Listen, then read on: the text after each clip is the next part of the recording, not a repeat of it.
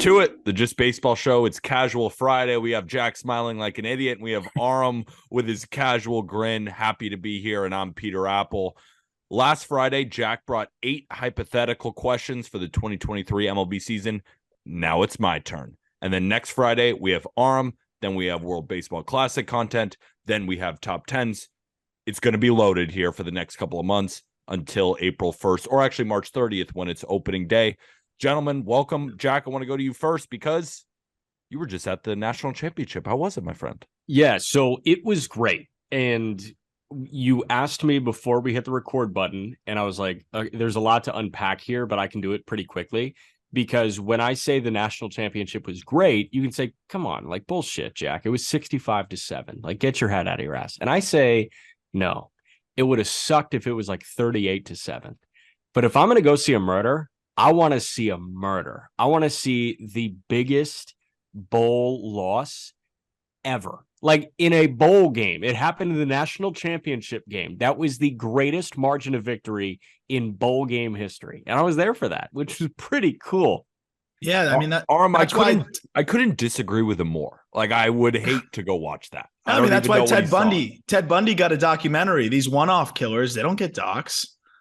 Right. So you got to see the absolute, you wanted to make the murder analogy there. You got to see the worst kind. But no, I kind of disagree, too. I'm going to try to ruin your experience after it already happened here. No, that's fine.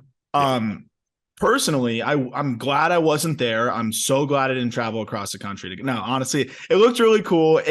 That's a bucket list place to go. Yeah. SoFi, that in itself is almost worth the trip. Yeah. You talk about pageantry and all that stuff. That must have been really cool. And guess what? You get to say you watch one of the best college football teams of all time, probably, and one of the biggest beatdowns in the history of the national championship. If you're going to see something historic, let it be, all time beatdown type of thing. Well, and what was Yeah. No, go ahead, Jack. No, I mean, what was great was like I was at the game in Indy last year, too, because, hey, it's a 5-minute walk from my apartment. Let's go to the game in Indy. And SoFi was a spaceship. You're right. SoFi was just so cool. Obviously, they got flack for, some of the hazards. Like that place is just not built for the rain, but LA is not built for the rain. They don't have storm drains or anything like that. But, I was at both Georgia wins. That's the first team to go back to back.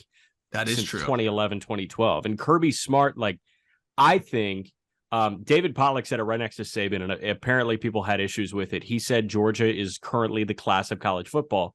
They fucking are. They're back-to-back national champs. Yes, and I think Kirby Smart is the best coach in college football right now. Nice. Settle an argument between Jack and I that we were having. Stetson Bennett is going to get drafted by somebody. Maybe a 6th round. I think maybe a free agent.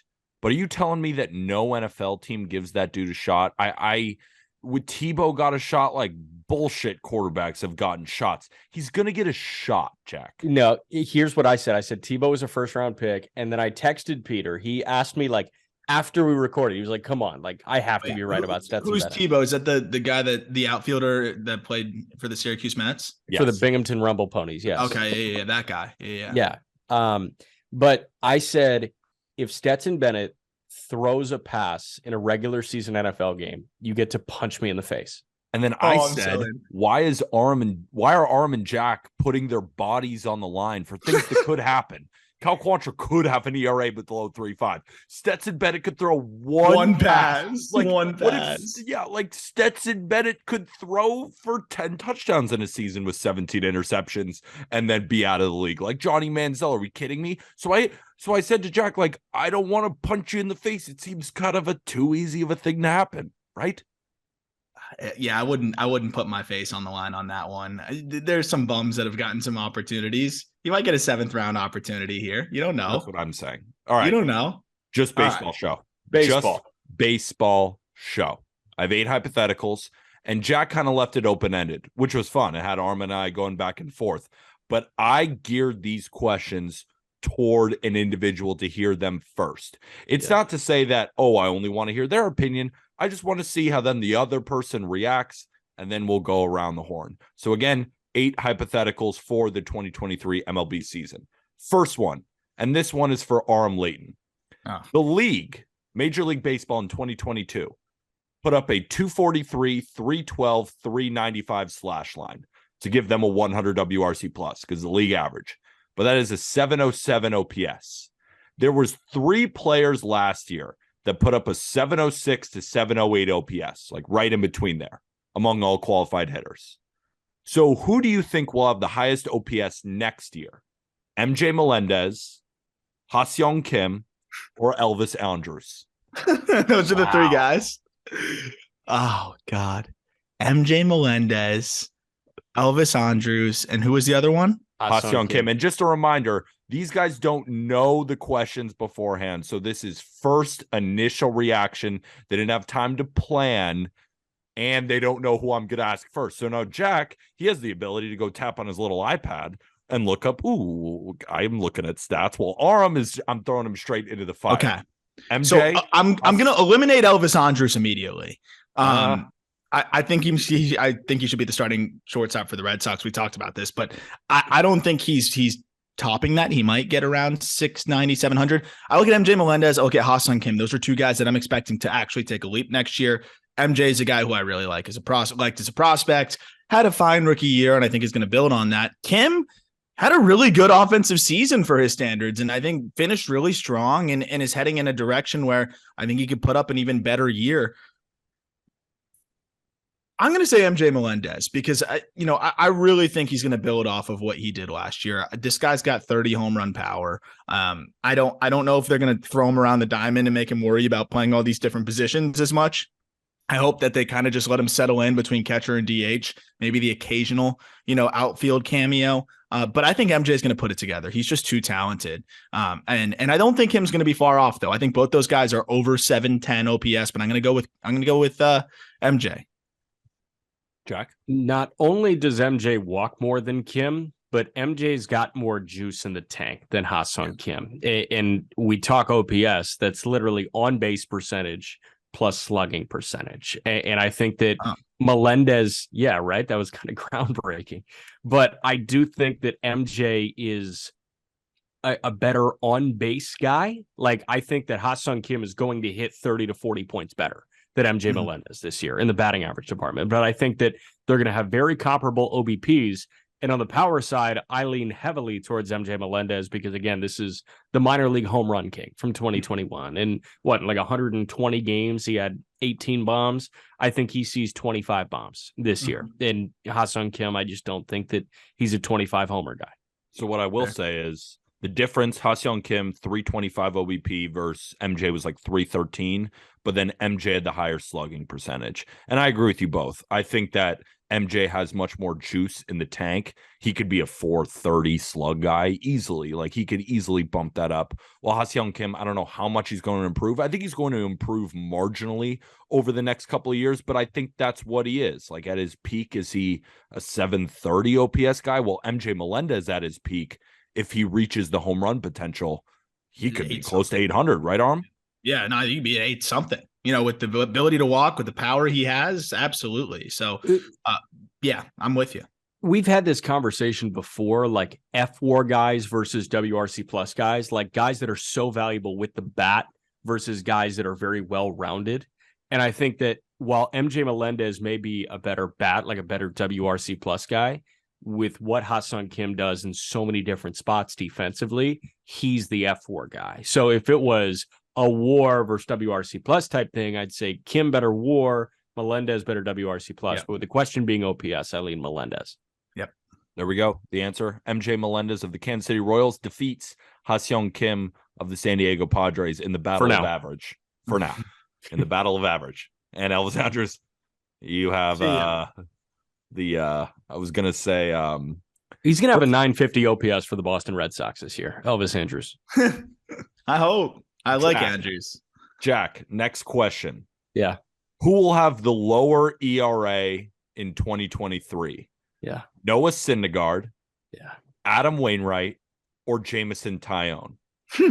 So Noah Syndergaard put up a 3.94 last year. Wainwright was around 3.71. Taillon was around the 3.9 range.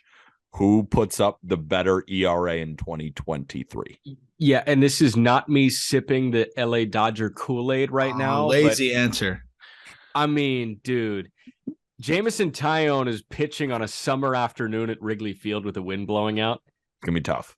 I mean, you want to talk about murder, like that might be murder here. And then you've got Waino. Waino's like fucking 55 years old. we got to acknowledge that at some point. Yes, I'm just another doubter that Waino can print out a receipt on. But I think at some point, 88 to 89 is going to get wrecked. And Syndergaard, yes, he's not Thor. He's not 99 to 101, but he is 91 to 92. And the difference between 92 and 88 to 89 is a lot. Like that 90-mile-an-hour threshold is a lot. And I think that Syndergaard, yes, can obviously tap into something with Mark Pryor, who's the Dodger pitching coach, and the tech and the resources that the Dodgers have available for Noah Syndergaard. I also think that those 8 or 9 years that Syndergaard has on Adam Wainwright are vital. And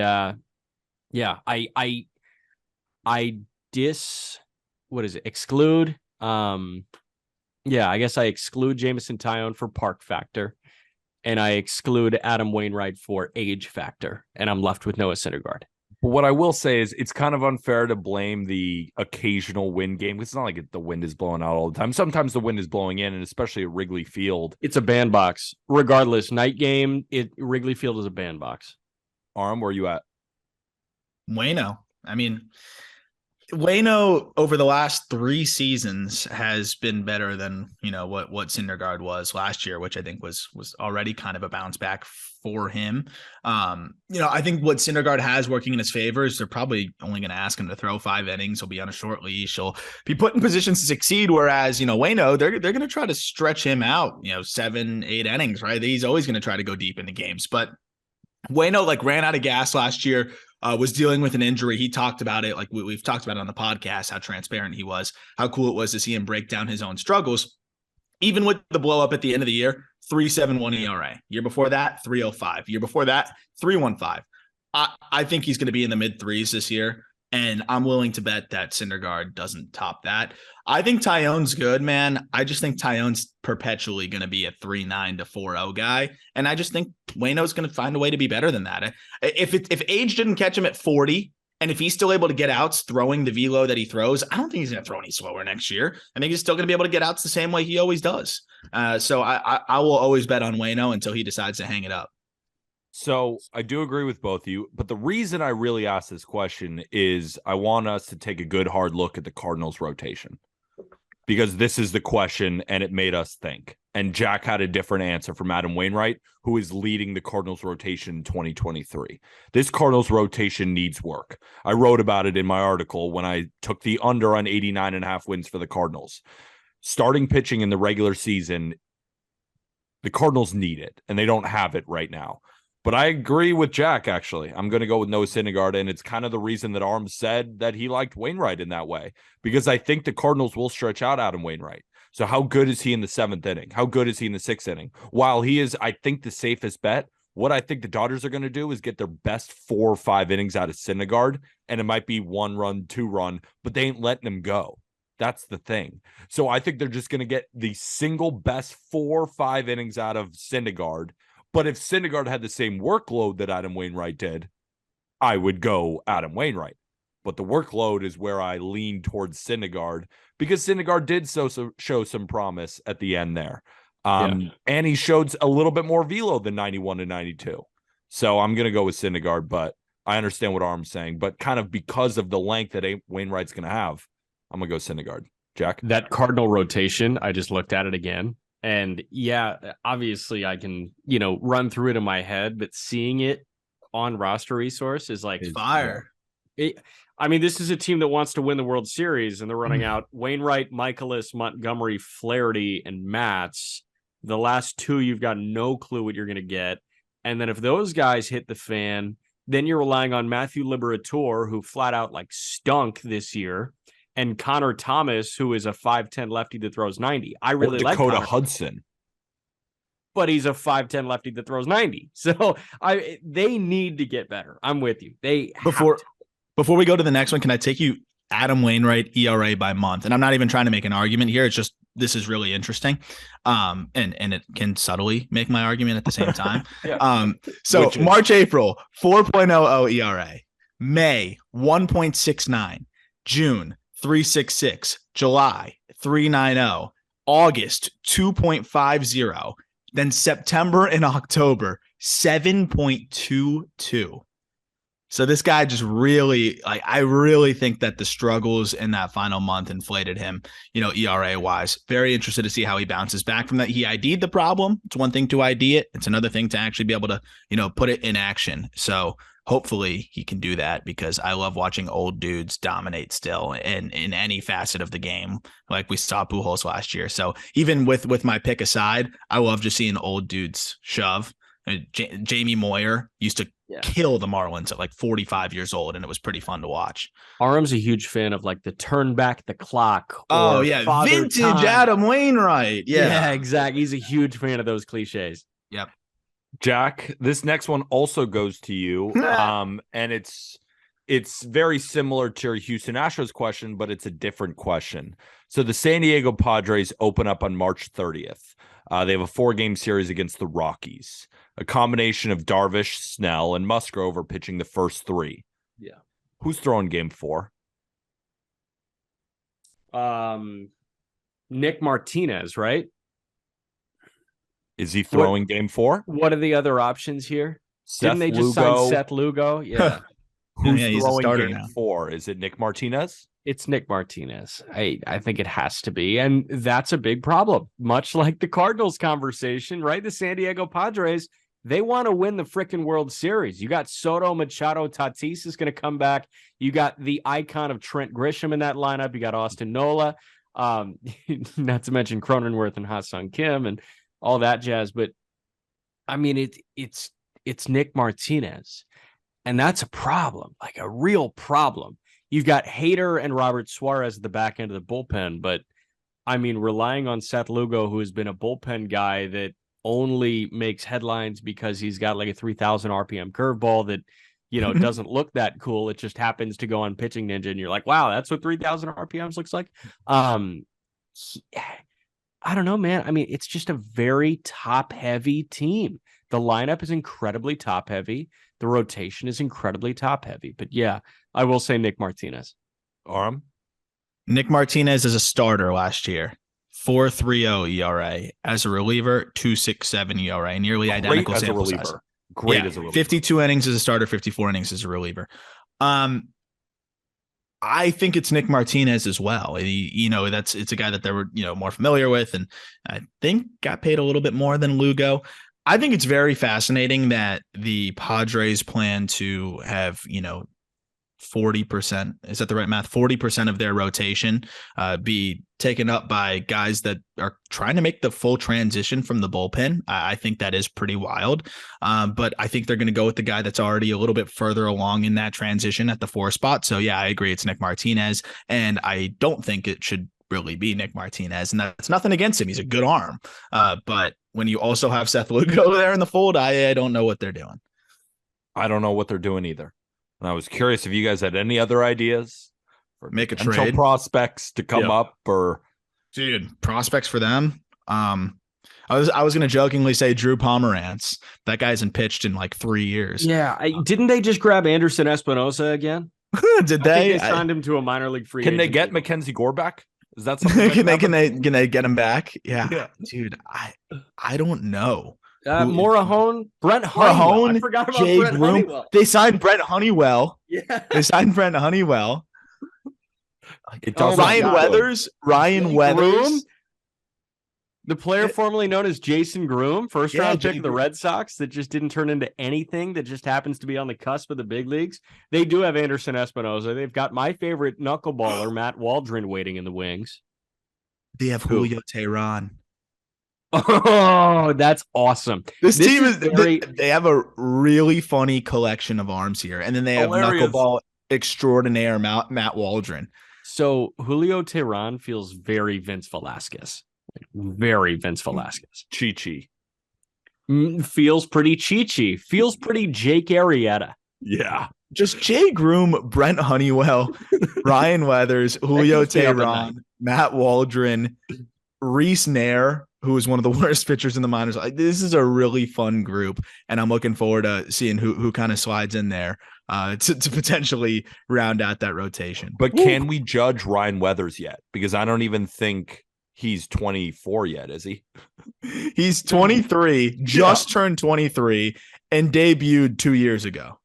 And also was like really bad in AAA last year, by the way. A 6.73 ERA in Triple last year. Yeah. I mean, I don't know what happened to Ryan Weathers. Regardless of environment, that's just bad. I think the questions are off to a great start. Yes. Yeah. They're off to a great start. We're doing great. Aram, next question for you. How many qualified hitters finished the season with a batting average above 330? So last year, Jeff McNeil, 326. 2021, I don't have it in front of me, but no one hit that.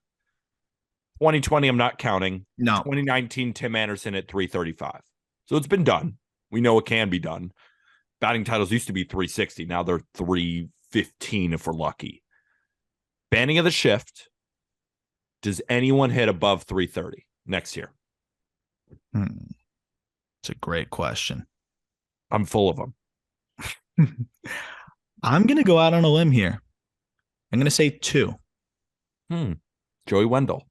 Trey Turner and Luis Ariz. I think McNeil, dude. I think McNeil does it. This guy's such a freaking good hitter. And he's somebody that puts it on the ground, a little bit. Yeah, and I think he's gonna see a slight tick up. I think when it comes to the shift, that's a guy that'll actually benefit from it. I think more than some others. I like McNeil to do it. And then I think TA could have done it, right? He was just hurt the whole year. There's a chance that he's always a threat to do it. I think Steven Kwan could kind of take that next step. I'm very curious to see what he does. So I think there's enough candidates that can do it. Trey Turner being one as well. I think 2 do it this year. Jack? I'm going to say 1, and it's one of Trey Turner, Jeff McNeil, or Freddie Freeman. Freddie Freeman is a guy that is often contending for a batting title that I feel like nobody puts in the breath of batting title contenders because his game is so well-rounded, right? Like Freddie was 21 homers, 100 RBIs. Oh, he's a run producer, right? Now, Freddie Freeman's a 2-hitter that can win a batting title. 325 this past year. I mean, I'm just pulling up the year by year for Freddie in the batting average department right now. Working backwards, 325, 300, 341 when he won that shortened MVP, but that was in 60 games. 295, 309, 307, 302. He's a career 298 hitter. So I think there is a good chance that Freddie sacrifices a little bit of that gap-to-gap power and just goes to slap the ball all over the ballpark. You're also forgetting Joey Meneses, who hit 324 in 56 games. Yeah, naturally, Joey Meneses is going to be excellent. I would have shouted out Andrew Benintendi, whose power is entirely gone, but he may be that kind of guy. But no, Benintendi is not going to do it. So I'd say Freeman, Turner, or Jonathan Daza.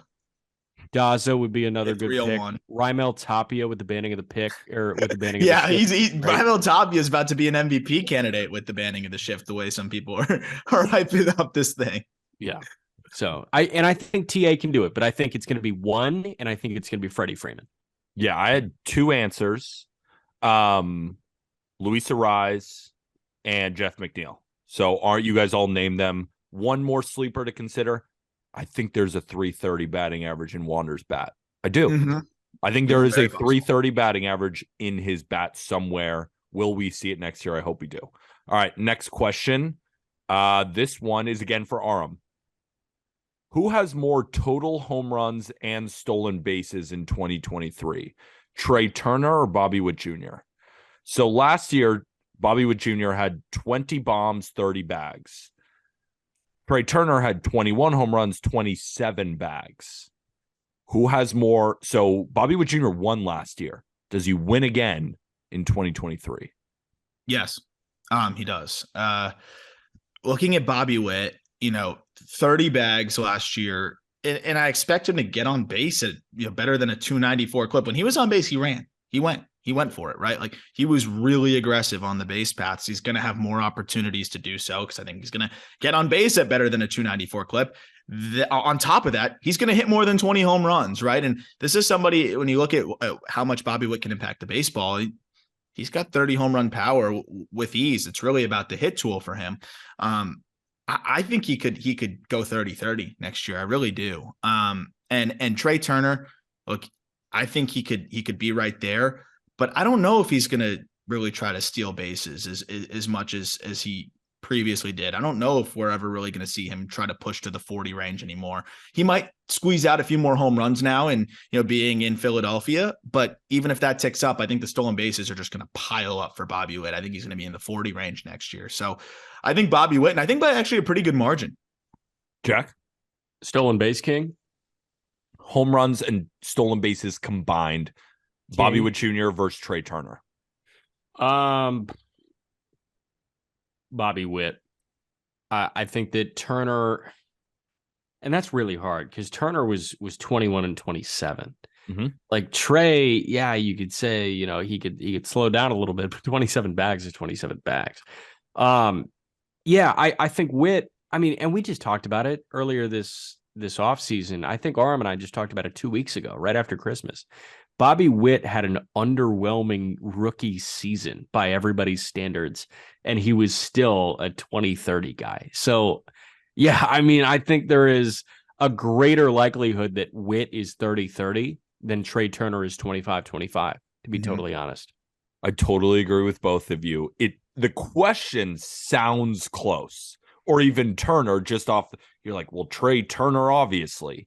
But I almost think it's not even close towards Bobby Witt Jr. And Aram, I was waiting for you to make the point about the on-base percentage, 294. If he gets that up to 330, he could be a 40 stolen base guy, even if he doesn't hit a single more home run than 20.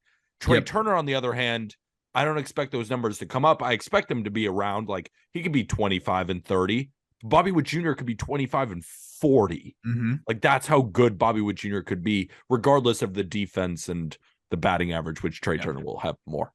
And think about the two tools that we're talking about, right? Trey Turner is the better player next year than Bobby Witt Jr. because the hit tool is so freaking good.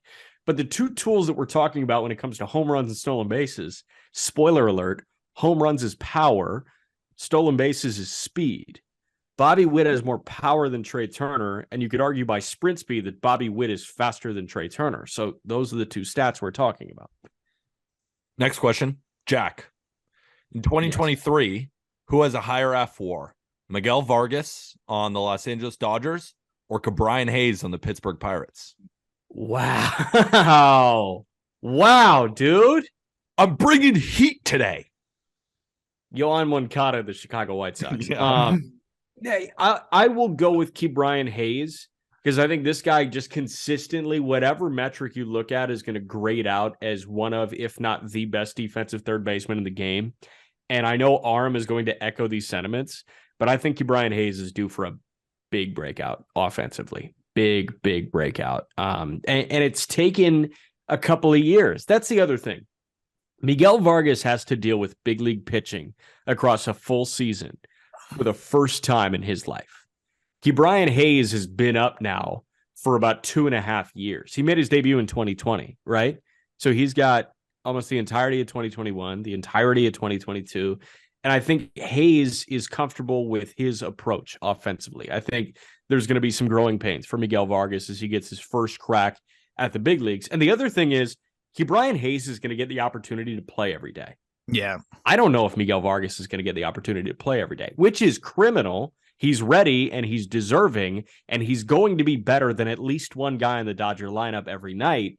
But that's not how the Dodgers work. That's not how the situation works. Brian gets the keys to the Camaro every night. Miguel Vargas needs to work up. Aram? Yeah. I love Miguel Vargas. We just published top Dodgers prospects, and he's number 3. I think he's really, really good. But Brian is just such a safe answer because even with an 88 WRC plus last year, he was a 3-win guy because of how elite his defense is. And I think the bats, like Jack said and alluded to, I think the bat's gonna tick up. This guy's 88.5% zone contact, which is darn near elite. He hits the ball hard. 106.8 mile per hour, 90th percentile exit velo is near elite as well. His problem is he always hits it in the freaking ground. I know Brian Hayes is aware of this. And I have a feeling he's been working hard this offseason to get the ball in the air a bit more. He doesn't even need to. He could still have a high ground ball rate. Look at Michael Harris. It just needs to be a reasonable ground ball rate, and he needs to hit more line drives. I think he's going to do it. Even if he's a 100 WRC plus guy, he'll be a 5-win player next year potentially. So I think Ke'Bryan Hayes not only will outpace Miguel Vargas. I'm glad you mentioned Ke'Bryan Hayes because he's one of my favorite breakout guys for next year. Damn. I was just looking at Ke'Bryan Hayes' stats, and you're right. He does hit the crap out of the ball, but everything is on the ground. And I just thought to myself, is this guy truly going to make the breakout and be that type of hitter? Because I saw 3 WAR with that defense, and I thought to myself, well, the potential of Miguel Vargas's bat. And as we are sitting here today, it doesn't seem that Miguel Vargas has a spot right now. If you consider Max Muncy at third, if you consider Gavin Lux at second and Miguel Rojas at short. But somebody does need to play DH, and that could be Muncy, leaving Miguel Vargas to play third every day. So I really wanted to talk about that. How much run is Miguel Vargas going to have? Because I do think with how good Vargas's bat is, because let's not pretend that he's some crap defender. Like, he can play in the infield, and he can also play all over. So I was thinking that Jack's pointing directly at me, that if Miguel Vargas gets full run this season, he could put up a 3.5 win season. Jack, Somebody's got a. You said somebody's got a DH. JD Martinez is the DH. They just signed him to do it. There you go. So there's a spot that's clogged. There's a spot. I think he can be a 3-win player. I really, it's more about the breakout for Ke'Bryan. He's one of my favorite breakout guys. Okay. Well, we decided Miguel Vargas, have fun in the minor leagues. Just kidding. I really want to see him. Yeah. All right. Next question. Back to Aram. Who puts up a higher F4 next year? Corbin Carroll or Brandon Nimmo? Brandon Nimmo put up a 5.5 F4 last year. Damn. And Corbin Carroll put up 1.4 F4 in 32 games. So if you factor that out over 150 games, that's 6.5 WAR. Fuck. Aram Layton, Corbin Carroll, Brandon Nimmo next year. This might be the toughest one yet. They're all amazing. Kudos. Motherfucker's going to say Carroll. Kudos to me. Prospect guy's going to say Carroll. Of course he is. And I want Jack to say Nimmo.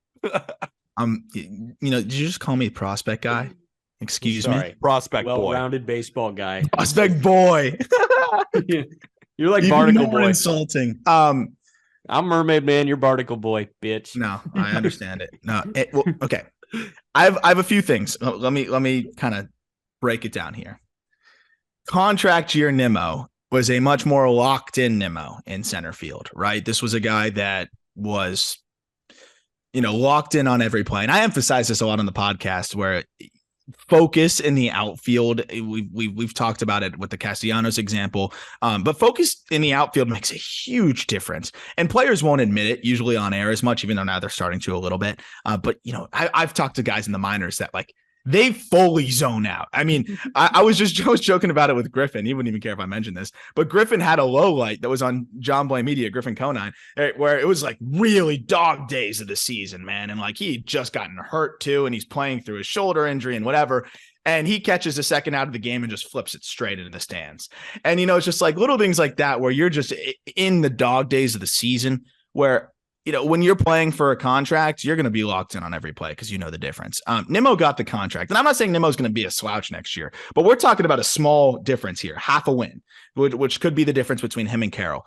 Carroll can impact the game in more ways. And F4 is a very complicated, algorithm, I guess, for lack of a better word, or however they put it together here. But Carroll is going to play a little bit of everywhere. I don't think he's going to exclusively play center. So I think he's going to play elite defense in a corner. If he does play center, I still think he's going to play well there. I think he offers more power than Nimmo. And I think he's going to be able to impact the game in more ways.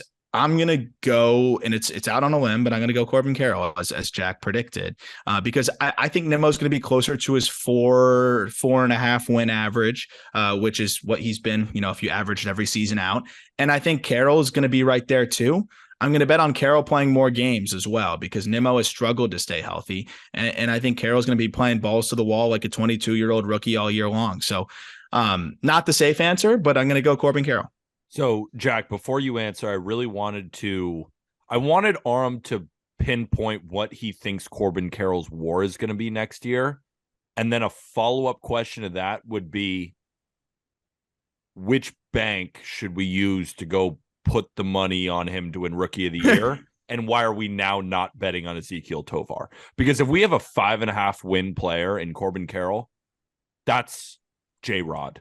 That is one of the best players in the sport. Correct. Yep. Correct. And like, he was on pace. I know it's such a small sample, 32 games. No, but it's worth noting what he was on pace for. He was on pace, and that's 150 games. That's not 160 games. 150 games, 6.5 WAR player. That Mookie Betts had a 6.6 WAR last year. And for those who have no idea what WAR is, just think of it as, who's the best? Who do you think is going to be better next year? If you were to power rank the best players in 2022, like, just look at the WAR leaderboards, and that is the power ranking. There's never going to be some phony random in there. Yeah, it's not everything, but it's a good place to start. So we're betting on Corbin Carroll to win the Rookie of the Year. Tovar out. Sorry, maybe dark horse. But I mean, what are you talking about here? If Tovar has a great season, puts up 4 WAR, but Carroll is like Mookie Betts, what are we talking about? I'm with you. And here's the thing. The last thing I'll say on this is, even if he's going through the ebbs and flows of a season as a rookie, just in terms of offensive consistency, he's going to continue to play good defense. He's going to get on base. He's always been a guy who walks a lot. He's going to steal bags. He's going to do so many things. So I think it's going to be him in the high 4s, and I think Nimmo's going to be more in the low 4s, and that's going to be the difference there. So we have to redo our center field rankings, don't we, Jack? No. Do you remember when Correa went like dumb viral for the tangent that he went on TBS during the postseason? It was like, hey, what do players look at, when they go into like arbitration hearings and free agency? And he was talking about WRC plus and WOBA. Mm-hmm. There was a great point that Correa made in there, and it was walking is so valuable for a player, because Aram just mentioned it. Like, Carroll has always been a guy who walks a lot. You've got that rookie year month-long slump. Instead of an 0 for 20 stretch where he hasn't gotten on base in 20 at-bats or 20 plate appearances, that 0 for 20 stretch at the plate has 8 walks in it. So he's still getting on base. So the OPS is fine. The on-base percentage is fine. The WRC plus is going to be fine. My devil's advocate is, if Brandon Nimmo stays on the field, he's a 5-win player. He has played a complete season twice. He's played over 100 games twice. Played 151 games this past year. He was a 5.4 win guy.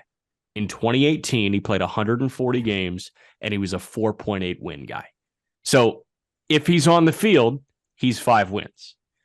I think that safe, like, bedrock for Nimmo kind of hedges the volatility of Carroll, because he could be a 7-win guy, but he could also be a 4-win guy. Versus Nimmo, he could be a 4.5 win guy. He could be a 5.5 win guy. But at the same time, if he plays, that's the thing. So tell you what, I'll side with Carroll, because Nimmo has not proven in his career that he can play back-to-back full seasons. It's a clean sweep, gentlemen. I'm with Carroll too. That's why, like, when we do our top 10s, that's why I'm so excited to continue talking about this, because, like, we came up with our lists, and, like, when it really gets down to it, who would you rather have? And I'd side with Carroll, because Carroll can do so many different things. If you are unaware about Corbin Carroll, the Diamondbacks' new center fielder or corner outfielder, wherever they want to put him, he's going to be elite. Go on YouTube, search Corbin Carroll highlights, and just watch the short little highlights from 32 games. And what you will see is some of the best speed in the game. He can hit a ball 470 feet. He can get in to altitude. 470 in altitude. All right, 450. He can arm. What's his arm like? He's got a good arm. Got a good arm. He's about as 5 tools you'll find. He's not 6'5" like J-Rod, but he still has all of those tools. Last question, and Aram, I've asked you for, so this last one is for Jack McMullen. And Aram, you're also kind of a hater of this team, as I have been said, even though that doesn't make any sense because I have no bias ever. Jack, who throws the most innings for the Red Sox in 2023? Chris Sale, Nick Pivetta, Garrett Whitlock, Corey Kluber, James Paxton, or the field? The field meaning like somebody else that Anyone else? They trade for someone, they pick someone up. This is so fucking sad. I know. Corey Kluber. Yeah. Like so stupidly sad. And I think it's going to be like 150 innings. I think that's the max we're going to get from a Red Sox pitcher. I think there's a clear answer here. Aram, what's your answer? The field? No, I think a guy that's going to sneakily pitch some innings this year is Brian Mata. Brian Mata's. You think he's 130 innings and he beats? No. I'm just saying though he will throw some innings this year. It's got to be Chris Sale. He had a fluky injury, last year at the end with the finger. Getting that comeback or that broke his finger. That wasn't like an arm issue or whatever, and he was looking good. He's had a lot of time off, but I'm just looking at this team here and I'm like, that is got to be the guy. But at the same time, Nick Pivetta is going to kind of be that guy that I think is going to go out. Because Peter didn't say whether the innings would be good. So I'm looking at Pivetta as like, as Jack always calls it, like the sacrificial lamb. Pivetta might be that. I think it's going to be Nick Pivetta. I think he threw 180 last year. I think he's going to do it again, and I think he's going to have a 4.6. Like that's the clear answer. Yeah, Nick Pivetta might throw 200. Merrill Kelly threw 200 innings last year. Nick Pivetta might throw 240 innings. How many did Corbin throw last year? Patrick Corbin? Yeah, it's not a Patrick Corbin situation, but like it's not. It might be Nick close. Pivetta is better than that. He's a 5.02 career ERA. Pivetta does? Yeah. Oh. Corbin threw 152.2. I could see Pivetta around there. I could see Pivetta at like Pivetta threw 180 last year, and their rotation's thinner, I think. What was Pivetta's ERA?